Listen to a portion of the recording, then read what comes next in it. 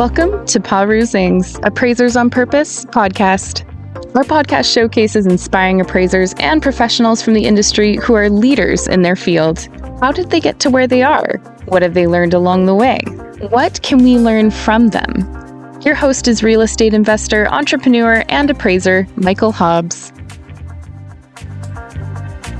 Well. Again, still enjoying here this beginning of 2024. So glad to connect with everybody and hope your year is off to a great start. And wherever you may be, this is a fantastic day to be taking in this podcast. I'm thrilled for our guest today. Well, wonderful gentleman and just an abundance of experience to draw upon and some funny stories. But before we jump in, we can't do what we do without what you do.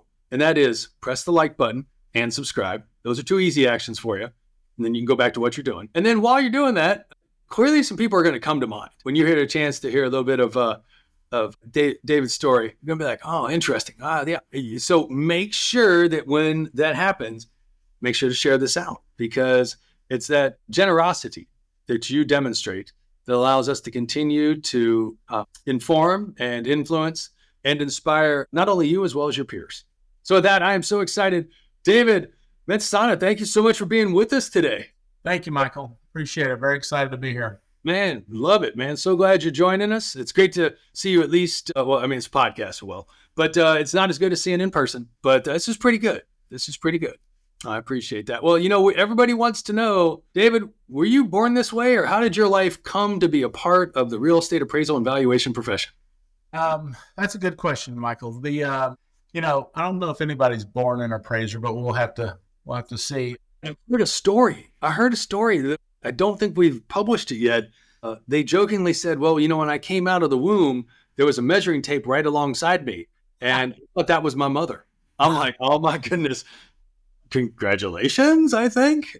So I don't know if they come out of the womb or not, but some of them come pretty close. Oh, there you go. So, I had a finance background through school and always thought kind of banking, some kind of finance type jobs. Sure. And when I got out, it was one of the downcast of the economy. So like we've all had. So, there's always a buddy that's in the appraisal business. A buddy of mine was in the appraisal business and said, hey, come with me, measure a couple of homes, look at a couple of properties and see if you like it. So here you are. Were you a college grad at this point, or were you an undergrad, or were you like in between, or what was going on?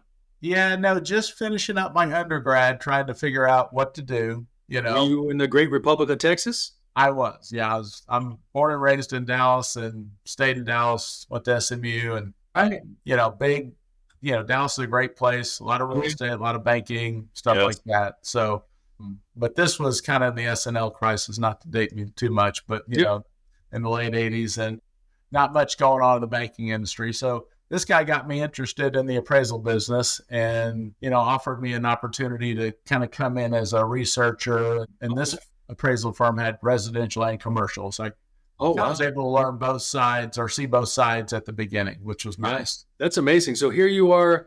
Maybe your experience was similar to others, which was you're coming up upon this exciting thing called graduation, not exactly facing a robust and economy with open arms looking to accept you. Were you facing one of those challenges as well? Yes, I was. And my parents were like, well, what are you going to do now? So I was adamant I was not going to move back home. So I had to get up on my feet quickly. I appreciate that resourcefulness, and however it may be that you came to the valuation profession. I do think, if I'm not mistaken, David, you are our first SMU graduate joining us. Yes. Congratulations. Thank you very much. Appreciate it. With all that is good. Yeah, it was a good school. I enjoyed it. May have missed out on leaving home, but I never, I really enjoyed that experience. And like I said, I had good real estate. One of my classes at SMU, this guy was a professor of real estate. His claim to fame was he kind of got into the mass appraisal piece for the Dallas County Appraisal District to help them appraise quite a few pieces of land and houses. He kind of got the juices stirring on the appraisal side also. That is, I love these stories, and they tend to come out of Texas, not many other places in the country, based on the timing where universities, I'll say, still had some amount of real estate related courses, which is fascinating as I continue to learn for various reasons, that so many universities don't have anything in the area of real estate, yet it is such a huge employer in this country called the United States of America. But nope, that university or those universities don't have straight up like real estate, like courses, like 100, 200, 300, 400 level courses, what have you. But so you got exposure to that and it piqued your interest. Yeah. It was really interesting. Funny you say that. They had, and I may be mistaken a little bit on the timing, but when I was there, they did not have a real estate degree. They had it before I was there, and then they readopted it after I got there. So I had to go straight finance, but I took as many real estate courses as I could because for some reason, just valuing real estate or how real estate works kind of piqued my interest. So man, but I'm sorry. Go ahead, David. I think they got back into that, and I think you're right. You don't find many direct courses relating directly to real estate and undergrad. No, I recently came across. I was chatting with someone who's coming up, who'll be in the same season with you. He's a graduate from University of Wisconsin, and they have a real strong real estate program. But there's just not many of those firms. I mean, I think it's less than 2 handfuls across the country, which is no surprise that there's not many people going into appraisal because they don't even get exposed to it. That's right. Exactly right. Well, that's something we need to change. Yeah, it's definitely the case. Well, we're not necessarily talking about that per se, but so here you are, an industrious major graduate with a major in finance and no job. And your buddy's like, let's go measure some houses. And you're like, fantastic. This is exactly what they taught me, the time value of money in those finance courses. That's right. Exactly. So, yeah, it was an opportunity to start learning, something new. And I got involved in that, did that for a while and ended up kind of going into, had an opportunity to actually start appraising. Back then you didn't have licensing and all that kind of stuff. Oh, no. Yeah. We're encouraged to have a salesman's license or a broker's license or something like that. So had an opportunity to start appraising on the residential side full time and really got going that way. Oh, world. So did you start with a broker's license? I did. I mean, I had a salesman's license and then very quickly got a broker's license. And then I've kept that all through these years. I don't use it too much, but I still hold my broker's license. I hate to give up a license once I get it. No, I'm a fan. I'd love just to hear your perspective, either from the outset or along the way. How has also having a broker's license, salesperson's license, depending on how they refer to it around the country, contributed to your role in the valuation profession?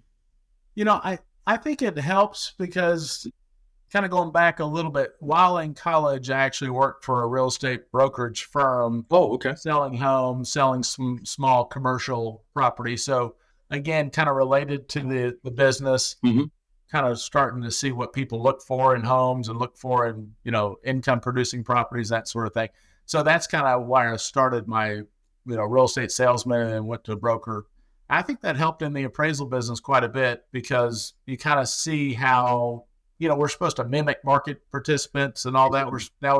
You actually work with market participants and developers and buyers. And I think it helped quite a bit to have that background. Yes. I mean, if we're called to do something, how better can we do it than actually be with the people that are doing it, see it firsthand, experience it, take in all 5 of the senses of it, as opposed to just reading it on maybe some black and white text on a piece of paper or color text on a screen. I mean, that's very informative. Wow. So you get this opportunity to become a researcher and you get exposed to residential and commercial appraisal at the outset. Yes. And I enjoyed both. The commercial side obviously is a lot more in depth, maybe, it depends on the property type. Yeah. But just calling brokers and, back then they didn't have the data that you could look up online. So you're actually going through books and finding sales and then calling the participants, the buyers, the sellers, the brokers, and trying to figure out the terms of the transaction and all that. So you couldn't be shy about those kind of things. So that's amazing. So you actually know what a book is. David, I mean, it's kind of weird. I was talking to my nieces who are fresh sophomores in college out in Colorado, and like they don't have any textbooks. I'm like, what? I'm like, come on. They're like Tio Michael, no textbooks. I'm like, it's all on the tablet. I'm like, my goodness. and it sounds like you actually know what a real telephone is there, David. Yes. Yeah. I mean, that's, I tell you a funny story. Yeah, please do. We love the stories. One of the first few weeks I was there researching comps, especially on a building or something, I got the sales price of the building and was so excited. I got the sales price from some broker because none of this is published in Texas, non-disclosure states. Non-disclosure. Find it. Yep. And my supervisor at the time, super guy, said, "That's great, David, but you don't have the rents, you don't have the occupancy, you don't have any other financing terms, nothing. So you got like a quarter of the confirmed sale. Go back and call the guy again." So I had to go back and call the guy and ask him, "Okay, I know what you bought it for, but now tell me a little bit of the details behind it." So that was a long time ago, and I still remember that lesson. If you don't have all the data, you don't have it. Yeah, I so appreciate that, only because just 2 weeks or so ago, we do a lot of review work for other commercial firms. We do residential and commercial appraisal. And I'm a big fan of having another set of eyes, someone outside of like our entity, look at our work. People are like, "Why do you do that?" I'm like, because it's both insurance, but it's also perspective. And I do the same thing for other firms. And I was having this conversation with an appraiser who basically said, well, it's exposed to the market and it's published. So that's everything that you need to know is right there. And I'm like, in what world are you appraising in? I'm like, there's always a story behind this story. I mean, the story is it's sold. The real story is like something else is going on. Right. Oh, we've gotten away from talking to the buyer, the seller, the market participant, who are the agents. Yeah. So there's a lot of times there's a story behind that sale, especially if it's an outlier or something like that. You want to know what's going on. Don't accept it as face value always. Yes. Oh my goodness. That is fantastic. So what was it like being a researcher back then? It was interesting. I mean, you just had to go find data. You had to go dig for data, and then just work with the appraisers, very closely, understanding what they're trying to do. And data was very hard to come by. So yes, really, you got your go-to people. Hopefully you've got a few brokers and some of the big shops that would talk to you quite a bit. And you find data, but once you found some data and we kept, logs of data, based on areas, it was like gold, really.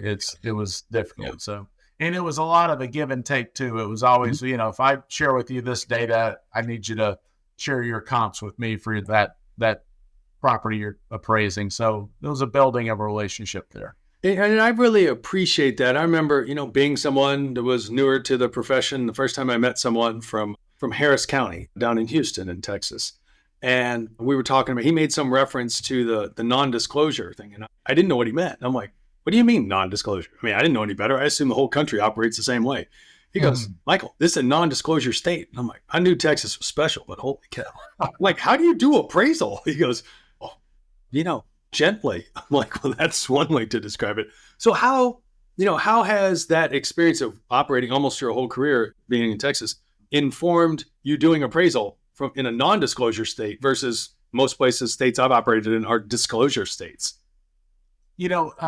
I've reviewed for all over the country and it makes you ask that second, third question of that transaction. You always talk to appraisers and on the field and that listing. Tell me a little bit more about that listing. It was listed for this, the days on the market a little bit. Well, it doesn't look, quite right. It looks like it was listed and taken off the market. Do you kind of understand the story behind it? Well, no, this is what MLS said. Well, let's make a call and find out what the MLS told you that. I mean, because, it's just the most accurate of sources. Yeah, exactly. And then, condition of properties is always, agent will tell you one thing on MLS, but what's the real condition? So I just, we just have to get, and the same thing with appraisers, just, when we look at deals, call and talk to the people. I know we don't have a lot of time to and appraisers maybe not want to talk to the reviewer, but Mhm. talk to them and say, what did you know? What do you know about that property? And a lot of times they'll say, hey, I've actually appraised those two comps, and I know, it doesn't fit with what MLS was saying, but I was in those properties, and here's why my data is a little bit better if it conflicts with other data. So that's helpful. Man, that is hugely helpful. And like, as you said, one good agent, one good broker, one good salesperson, I mean, they can literally be the anchor for a valuation report because they know the market, they know the comps. They, like you said, it's like, hey, maybe I can't give you the address of what the property, but like it's in this general area and there's some particular characteristics enough to give like, oh, well, here's what you need to know, or here's what you may not know about maybe this, maybe that's a gated community, or maybe here's some other things that are going on. And they are such, when you find good ones, they are such a bona fide power partner in terms of producing that appraisal. Definitely. Definitely. I remember, I haven't done that in a while, but I remember the good ones, and I remember the guys that wouldn't talk to you. So, Yeah. Well, I ain't going to call that. I'll call and leave a voicemail, but they're sure as enough not going to call me back. That's right. Exactly. Wow. So did you stay there and earn your way up through the appraisal ranks, or how did life go from there for you? Well, actually, there was not a spot for, to move into the appraisal world with that shop. So that first shop I did leave and went into another shop, and mainly a residential appraisal shop. So, a husband and wife team that owned the company and had about 4 or 5 appraisers. So I started working with them. Actually, one of my brothers, I've got 2 brothers, both of them were appraisers at one time, and one of them was there in that same shop. So he kind of helped me get in the door. So it's a little bit of a family thing. So I appraised residential for a while for him. And then just kind of, how things go, just stepping stones. Eventually got into the commercial side of it and started writing commercial for a long time. Got it. And, ended up going through that designation process for the MAI and all that on the commercial side. So, good for you. Yeah. Good for you.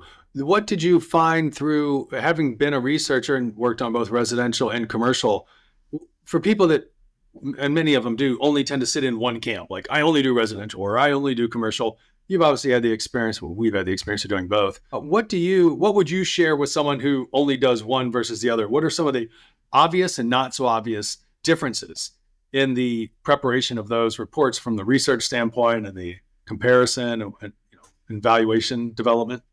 Yeah, that's a good question. The getting into the commercial side, you're dealing with a little bit more complex properties, most likely, and more income driven type processes. So learning that side of it actually was a lot of fun, and understanding income and discounted cash flows and all that kind of thing. But writing those narratives is a little bit of I always say I couldn't get that report off my desk quick enough, So the residential side, it seems like, it's still that same analysis. You're analyzing the comps and stuff, but you seem to churn that work a little bit more, which I think in the end, I kind of liked that. And ended up going back into residential because I liked just a little bit more of the being able to start and complete an assignment a little bit quicker. Sometimes those commercial deals, if you didn't find the right data, they would sit for a while. Yep, that is definitely the case there. So you get an opportunity to develop your experience both as a commercial and residential appraiser. Have you always primarily worked in the industry side, like out in the field and seeing properties and developing value, or did that change over some period of time? It did change. I was in the field for a while, and then I had an opportunity to become a reviewer. And I started reviewing for a group, the Old Associates group, if you remember those guys. I actually do remember the Old Associates group. So I reviewed for them, and then got the opportunity to manage a review group for Nations Bank. Back when they were around. So that was kind of my first management of a review team with Nations. Wow. So what was it like going from being a field appraiser to taking on more of a review responsibility? Because a lot of people maybe have thought about that opportunity, or they've considered, well, maybe like, would I want to do that? I don't know. Would they? You know what I really enjoyed about it is to start to understand the whole mortgage process end to end.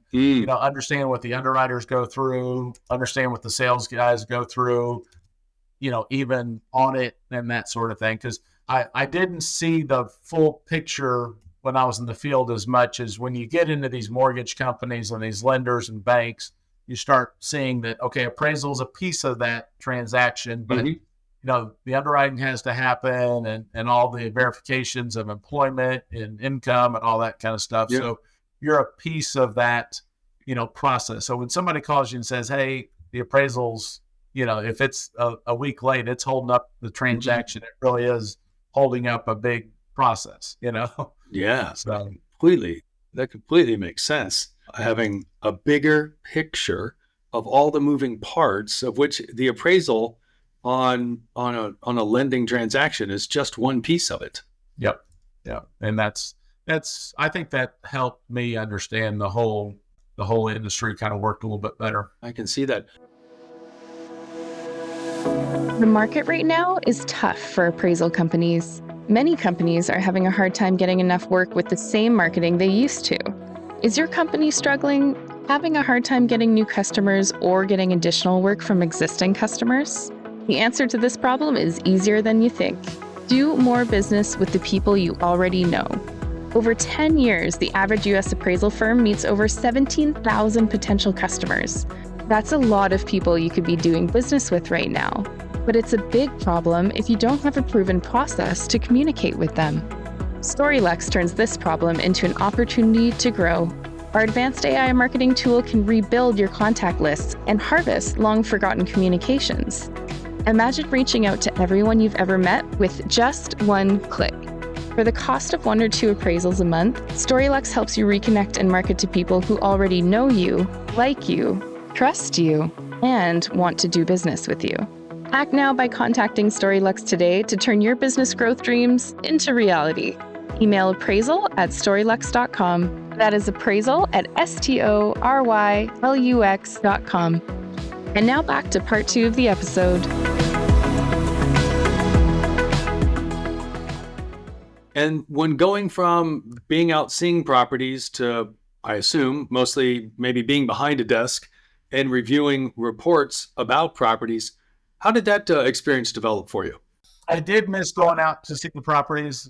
Definitely the little bit of the freedom to be able to go and, look at properties, see different properties, meet different people, that sort of thing. So I did miss that. Being in the office, this was back before remote work and stuff. We were in pretty big offices with lots of people, and that was kind of nice too. So sure, I was able to learn a lot from different people. We had groups of appraisers and groups of underwriters, and being able to kind of feed off of that knowledge was helpful. So it was a hit and miss a little bit. I did miss the little bit of freedom, but I think I gained a little bit of knowledge there. And then how did you develop your, call it proficiency, competency, confidence to go from writing appraisal reports to reviewing them? Because that is an opportunity that's available to a lot of people. They're not necessarily aware of it. And some people are definitely better at it than others. But how did you develop your ability? I just started looking at different reports, and I thought it was very interesting to see how different people wrote reports. Yes. To see, even different parts of the country, what they do, you get a mindset. I'm sitting in Dallas, Texas, and I think, a certain home is worth a certain amount. And then I go to the coast, the East Coast, West Coast, and it's worth a completely different amount. So you got to kind of take those blinders off a little bit and say, okay, this 2,000 square foot home would be worth whatever in Dallas, but it's worth 3 times in California. Mm-hmm.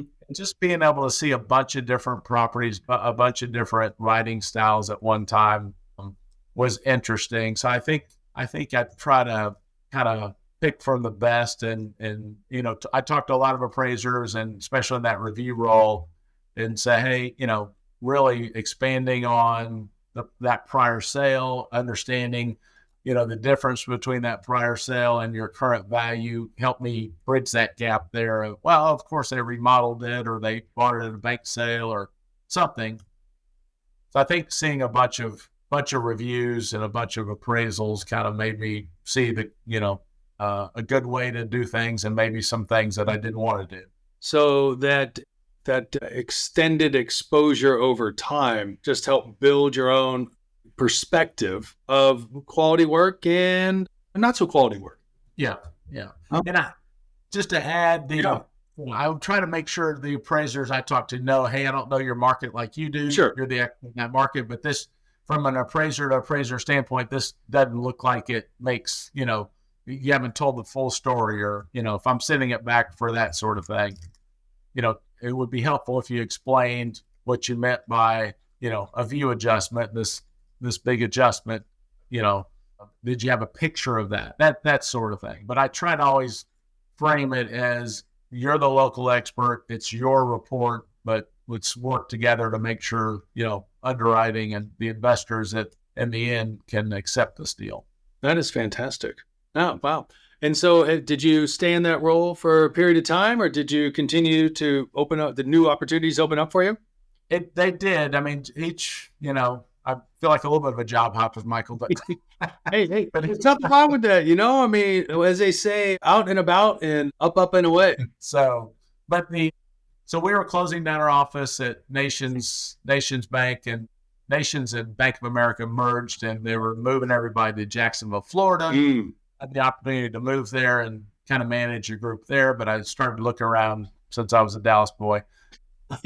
To look around, and that's like, Jacksonville just doesn't seem like Dallas. No, it was I would have done it if I hadn't, found a responsibility or another opportunity. Mm-hmm. I liked that group, and the bank was good to me. So, but I found the opportunity to go to LandSafe, which is, a big appraisal company, is, part of the Bank of America and Countrywide group. So they had their own appraisal group, and, kind of the same role as kind of manage a quality control role. Sure. And there, I think I met a lot of good people, a lot of people that you've talked to on the your podcast have, some experience there, because it was one of the biggest, if not, the biggest appraisal management companies for a while. It was. So a lot of good people to work for and with in that organization. And so here you are getting opportunity to go to an even larger organization, continuing to be in the valuation process, if you will, but this case from the appraisal management standpoint. And then to help people get a perspective, what skills are you regularly drawing upon in this role where you continue to be, as you say, kind of in the office, as opposed to working with people that are either directly or through others that are still out intersecting with the property and maybe with property owners or brokers, et cetera? It was similar.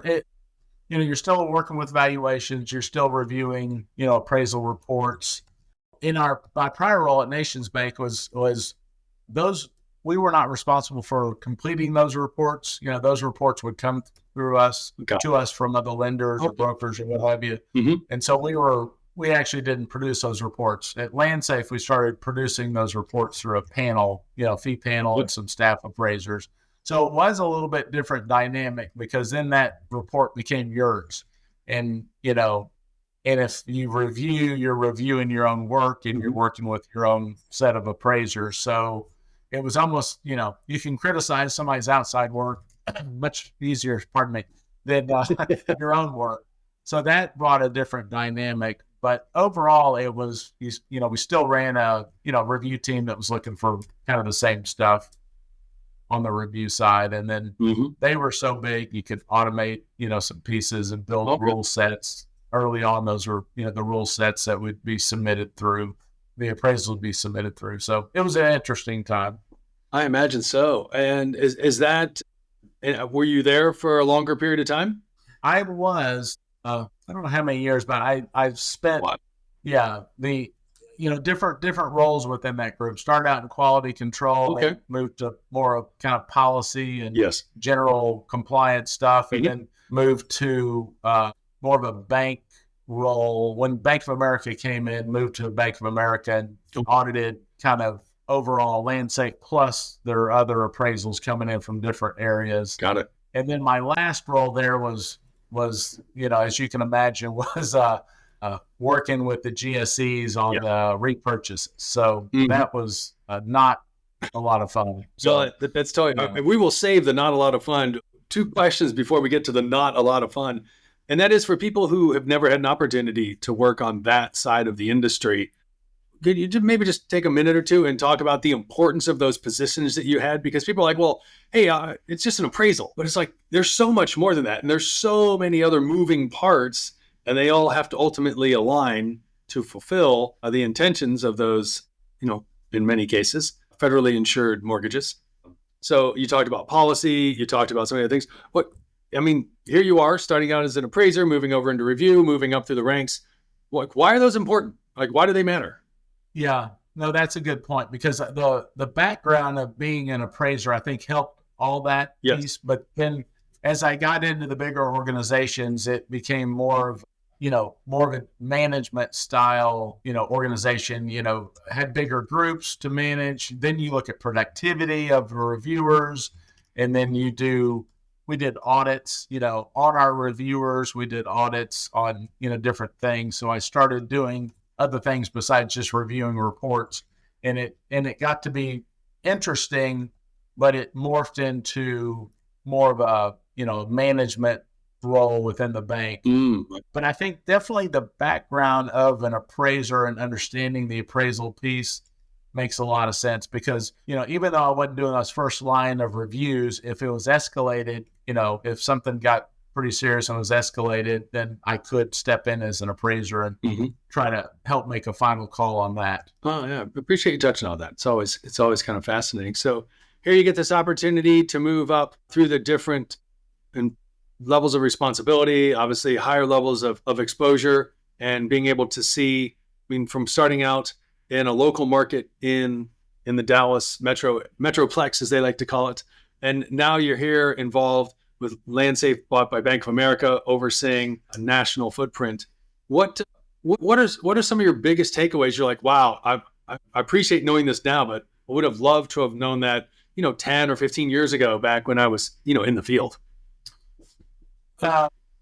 Again, just how the whole thing starts and is part of the process. In LandSafe, I really did kind of learn the whole mortgage process and understand, how the appraisal piece fits in, and the different channels of the work. You've got, retail and wholesale and correspondent. And each one's a little different, and I'm sure there's others outside of that I'm not aware of as much. But sure, there's ways of appraisals coming in through those channels, and how you QC those. But I think just kind of understanding the whole piece of it. And when we started, doing some more panel management, we had a big appraisal panel that we managed and tried to, hopefully treat those appraisers very well, that they wanted to work for us. Yet appraisers have a lot of options on which appraisal companies to work with. So we need to make it easy. That was always our thing, and still is our thing when my current role is, how do you make it easy to work with you? How do you, make sure they deliver a good quality product in a timely manner, but make it, don't make them jump through hoops that they shouldn't jump through. So tried to put maybe a personal face on a good customer service level, even though, we were one of the bigger players in that time. Yeah, I get that. Some portion of our listeners are newer in the profession, or have really only held one kind of general type of role. And so when you talk about something like repurchase agreements, some of us know exactly what you're talking about, but many of us don't. Can you share a little bit about what those are and why those are the bane of some people's existence? Sure. Yeah. Typically when a loan goes bad, the GSEs or whoever the investor is, a lot of times insurance companies and that sort of thing, we'll look at the whole file and try to figure out, okay, why did that loan go bad? Did they lose a job? Was it, something else that went on? A lot of times the appraisal is the focus of that loan not performing, and they take a heavy look at that appraisal. And then if they see any issues with it, they'll come back and ask questions to whoever provided that appraisal. So usually a appraisal management company or, staff appraiser group, and then we'll work with the appraiser on that sort of thing. So it is important for, I think, everybody to know, okay, there's different levels of questions. If you've got a pre-delivery QC question, that's one thing. That's just a standard question. But if a company comes to you and says, hey, I've got a GSE, Fannie, Freddie repurchase request, those need to be taken very seriously, and those responses written, very well and professionally, because, if we cannot get those questions satisfied, then that lender ends up buying that loan back. And then they're looking for people to pin that stuff on. And typically it's not the level individual appraiser it goes down to, but typically it's, more the appraisal management companies or, and typically the lender absorbs that. So, it depends on it. Different parts of when the economy kind of ebbs a little bit and jobs are lost and that sort of thing, then loans go bad, you get a higher level of repurchase. All that makes great sense. From a dollars in pocket kind of standpoint, why are these such a painful experience for the lender when Fannie Mae knocks on the door and says, guess what? Yeah. No, there's real dollars associated with these repurchases, because what they'll say is, you appraised it, you made a loan for X amount, and it's worth, pick a number, 400,000. It's 400,000 per house, $300,000 mortgage. Walk us through how the mechanics work. Yeah. So basically they, on a $400,000 house and a $350,000 mortgage, they come back to us and say, I think that 400 was overstated. I think it was 300. So you should have made whatever that math is, a $250,000 loan. So there's $100,000 difference here. Yes. So you need to write us a check, basically. Oh. And those checks get big. Oh, ouch. They usually don't go after you for, a few $1,000s. I haven't seen that, but if it's in the 50 to 100,000 or more, there's a lot at stake on each of these putbacks. Yeah, that was quite a big industry for a number of years. The whole repurchase agreements, and then the forensic reviews and all the pieces that went along with it. It, for some people, spawned a whole new source of business that didn't previously exist because, people alive had never experienced that type of tumultuous economic times. Yeah, no, and that's a great point, Michael, you bring up, is that's maybe an opportunity to do the forensic reviews. A lot of times we'll order reviews on deals or side-by-side analysis of the original and then the one that maybe the investor sends back and says, review both of these and tell me what you think between the two. So that's, appraisers always have to look for opportunities. I always say if the market's moving one way or the other, the appraisers are most likely busy, up or down. Yes. Yeah. Up or down. That's a good way to put it. Up or down. Yeah. There's need for valuation services. Right. Exactly. So you gotta look at that as an opportunity. So that's impressive. That's impressive. So did you become a lifer at Bank of America, or did new opportunities show up for you? New opportunities. So I hate to run through each of my experiences, but go through the fun ones. You don't have to, we'd love to go through them, but you don't have to. Just, No, that's fine. So I did leave Bank of America kind of during that time on the repurchase side. I just didn't like that piece of it as much. Sure. So I went to a couple of appraisal management companies and enjoyed those. Just had different roles in those appraisal management companies. And then ended up at my current role with a company that's kind of exciting. We're doing a lot of good things. We're with a group that's purchased a few AMCs and staff models. Yeah. And I was telling you earlier, we're under the Trident Services name. Yeah. So it's an appraisal management company out of Georgia that we've combined these AMCs under. And so I'm working with those guys more on the compliance side now. So we're back into the policy and procedures and overall, understanding how the operations of all the different groups work. So we're right in the middle of putting all the pieces together, the different companies, but very exciting times. That's fascinating that you've got that opportunity to be involved with a company that has been acquired by a firm who has a commitment to really build out a better solution for the marketplace. How have your prior roles, of which you jokingly said, moved around a little bit, so you've gained a lot of experience in multiple environments. How have those all served you for where you're at now? I think they're really each has been a stepping stone and kind of built on the prior roles. I was hired with this group now. I was hired as the chief appraiser of a group out of California, Lenders Valuation Services, and the family that owns that I've known for a while, and they were just connecting with this investment group that was purchasing the different AMCs. So just knowing, the group through my role, kind of with Bank of America, because we worked together at Bank of America. Oh, I see.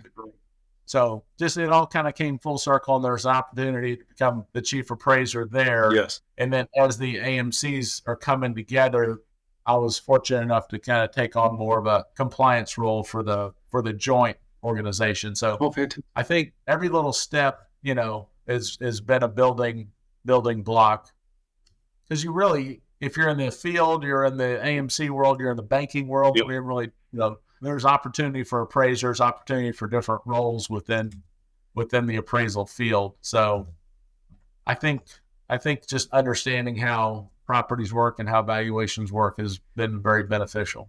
No, I appreciate you sharing that. And given that you've had this opportunity to like literally earn your way up from the field to where you're at now, for maybe people that are not as far along in their career, what would you encourage them to either to do or to be aware of, or actions they should take for their own competency or capacity? Because, my fundamental belief is there's a lot more positions in the future in this industry, some of which don't even exist today.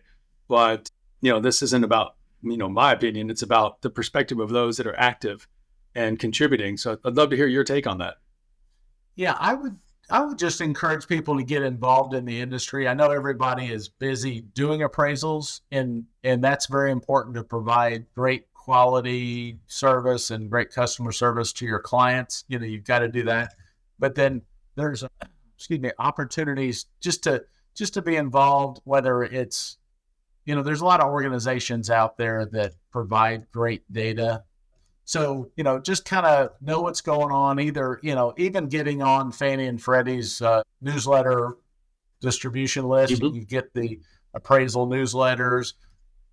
I went through the Appraisal Institute and I found a lot of, good information there. There's a lot of different organizations now that provide, so, the good educational background.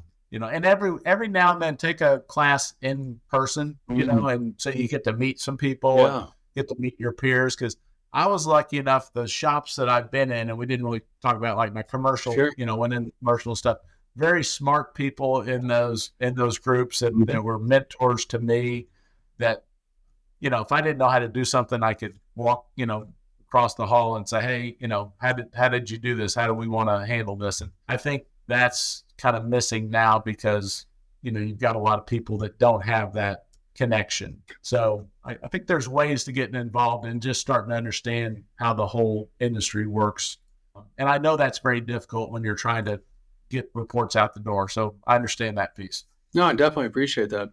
What, in the time that you've been around the industry, joking about going all the way back to pre-internet and books and good old phone calls that had cords plugged into the wall to where we're at today. What have you observed the change in the AMC side, since that's where you have spent most of your career? A lot of people, if they've never been involved in the AMC world, or they may not be further up in management or executive management as you had an opportunity, you've seen a lot more change than others. Could you share a little bit about that, just so some people can get a sense of how things have gone and maybe a sense of maybe where they're going? Sure. I would encourage appraisers to, talk to the AMCs, there's a lot of them out there. So work with the ones that you connect with, that treat you well. In the old world, it was not, it wasn't a two-way street. It was, here's what I need, here's what I'm going to pay you, and here's what I want back. And I think you'll find that AMCs, they're not perfect at all. There's always the rub of what margin they're taking and all that kind of stuff. But work with the AMCs that treat you right, that pay you a reasonable fee, and will give you the time to do the deals, that you need to do, and understand, hey, I got a complex deal, I need some more time. Most of the AMCs, a lot of the AMCs I'm seeing are willing to do that. And the clients know that too. Hey, this guy needs another couple of days because he ran into an issue, but we're going to deliver you a good quality report. And if there's any questions, we're happy to respond to them. So yeah, I would encourage, getting involved in that. And that really helps your marketing. It expands your client base.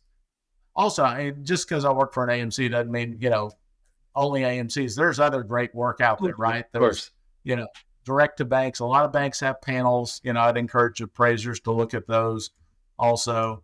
And then even the non-origination work, the divorces and the legal and that sort of thing, tax, we mentioned some, tax rebuttals and all that. Yes. That's a wonderful thing about appraisals. If you don't like the origination piece, or you don't like that, piece of it, you can go do other things. So yeah, just to understand what's available to you. No, I definitely appreciate that. And David, given all that you've seen and all that you've experienced, and, even all that you're involved in now, what are you looking forward to, or, has some form of excitement over the next 3 to 5 years? We're definitely at a little bit of a crossroads on the appraisal industry. Yeah. But I think the appraisers and hopefully the companies that embrace that a little bit and say, okay, there's different, the whole appraisal modernization that's coming out. I think that's something that we need to learn about and embrace, and say, okay, well, you don't want me to go inspect the home. You want me to take an inspection from somebody else and analyze it. Okay, that's our bread and butter, is analyzing properties, not necessarily driving, to properties and all that. So just all I say is, let's be open-minded to that piece of it. I am excited about it. Even though markets are down and volumes down, there's plenty of, capacity out there, I'll say right now. Yeah. The market will turn, and we're seeing good things, even early on in the market with the rates going down and stuff. So I would just encourage people to, kind of embrace the changes. There's a new form coming out, at some point next year, and just kind of embrace the changes. Don't say, I don't do desktops, I don't do hybrids. More of, let me see what it looks like, and let me make sure I'm covered from a liability standpoint. But if it's something new and it's available, then kind of embrace that piece of it. No, I appreciate that. And then, you're at what we'll call a newer firm from the standpoint of this amalgam of a number of firms that have been acquired and are being knitted together to continue to deliver results in the marketplace. What do you see as the future of the next, say, several years, next half a decade around the AMC landscape? I think they're going to kind of come together. I think what we're doing, a few people are doing out there, kind of gathering maybe some of the niche players, and kind of putting them together as more of a national platform. So you think of, from our client standpoint, they want one group to go to that can handle, commercial, residential, high end, anything. And so that's what we're trying to put together. So I think you're going to find, the niche regional guys will stay there if they've got a very, specific niche. But I think you're going to end up with, a few bigger guys, hopefully, that'll do a good job for you.